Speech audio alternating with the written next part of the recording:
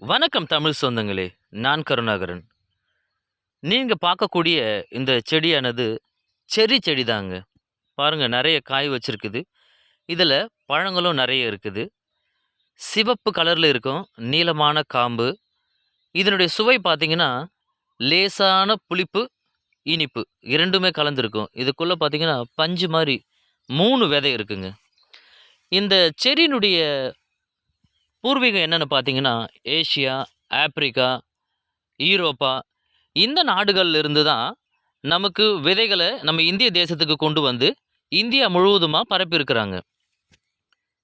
இதனுடைய உற்பத்தி நம்ம இந்திய தேசத்துல அதிகமா இருக்கு. இதனுடைய பயன்பாடும் அதிகமா இருக்குது. இதுல பெரும்பாலும் ஜூஸு, ஜாமு அப்படின்னுட்டு பலவிதமா மக்கள் பயன்படுத்திட்டு தான் வராங்க.